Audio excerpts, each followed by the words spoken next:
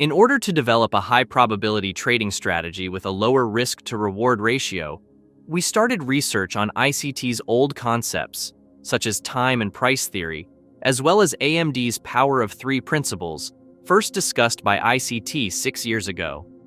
Our research resulted in 3 rules and 1 theory that you need to apply in your candle range trading plans.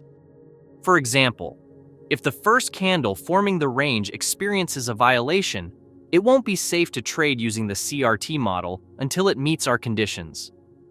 This is last week's live chart of Euro USD. By fully understanding the strategy in this video, you'll see how we successfully traded the specific candle ranges for profit and knew when to avoid trading others. So, let's start with this question: how we can determine high-probability CRT candlestick formation on the chart. In the bullish scenario, the candlestick-based CRT typically refers to a 3-candle sequence on the high time frame, like daily candles, where the first candle forms a range based on its high and low. The second candle absorbs the liquidity of the first candle through the formation of a wick, after which the third candle breaks out of the range.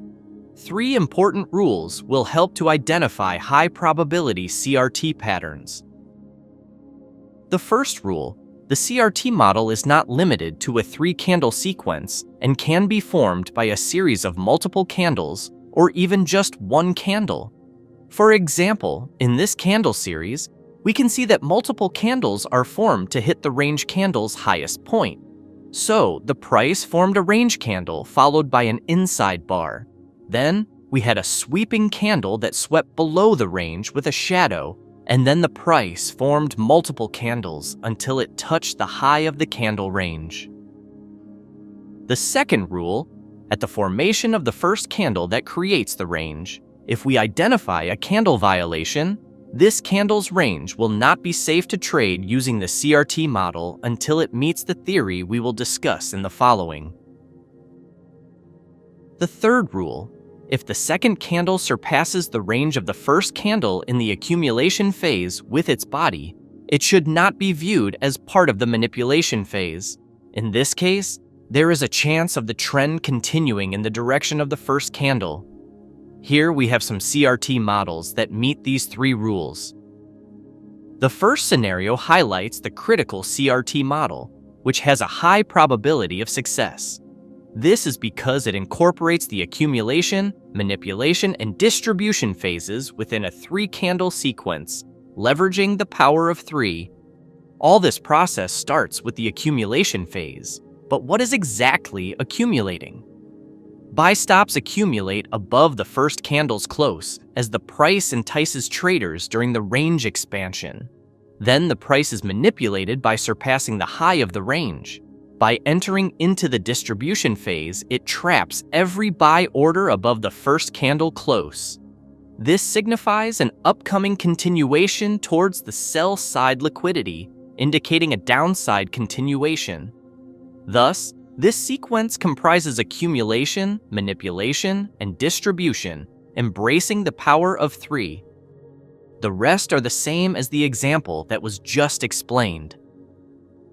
All these patterns meet the power of 3: accumulation, manipulation, and distribution. In the first step of trading using CRT, we need to look for specific candles that indicate an accumulation phase around key levels, so the higher time frame candle should be identified around the key areas. For having a high probability CRTs, they should be identified around the key times, so we should consider the candles formed at 1 a.m., 5 a.m., and 9 a.m., 1 p.m., 5 p.m., and 9 p.m. Here is a summary of the time frames you will need to switch between in order to look for the candle range and the entry in lower time frames. It's time to make a transition into the advanced phase, where we will focus on enhancing our ability to trade the candle range theory with precision. This will involve applying the liquidity price interaction theory to the candle range theory. The liquidity price interaction theory involves 2 concepts. The first concept is candle violation. the most important factor for each candle is the opening and closing price. When the next candle forms as the opposite colored candle, it will trade within the previous candle's range.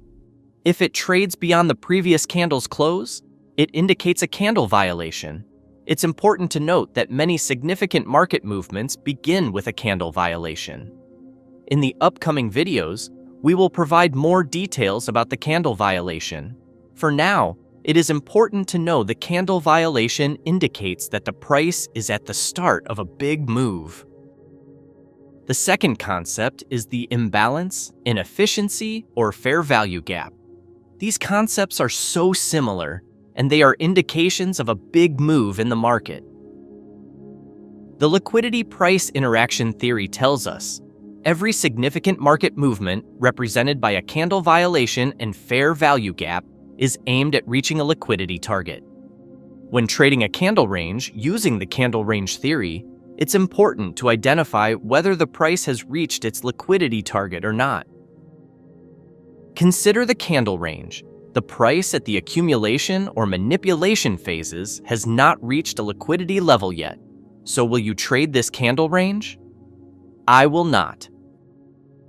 If we base our trading decisions just on the range of this candle and confirmations of power of 3, the trade might fail if we don't consider this liquidity level as the target. The manipulation phase may become a pullback to push the price higher to this liquidity level. Meanwhile, consider the candle range that the price at the accumulation phase or manipulation phase has reached a liquidity level. This candle range will have all confirmations to trade. In the upcoming videos, we will discuss the liquidity price interaction theory in more detail. So before we plan to trade any candle range, we need to answer these questions. If there are fair value gap and candle violations, what are the possible targets? Has it reached its target? Most of the time, it's a liquidity level in the form of an old high or low, a resistance and support level, or supply and demand level. Imagine a candle's range. The next candle forms as the opposite colored candle, violates the previous candle, and closes at this level. We believe more than 70% of these formations have a liquidity target. If this drastic move reaches the expected liquidity level even by the next candle wick, this candle range has the expected conditions to trade. However, if this move fails to reach the liquidity level, even during the manipulation phase, it is not considered safe to trade within this candle range. Previously, we have discussed how to identify the best candle range for safe trading. Now, let's focus on how to manage and execute trades within the safe candle range. As the second step of trading CRT, we should examine lower time frames to get a closer look at the manipulation phase.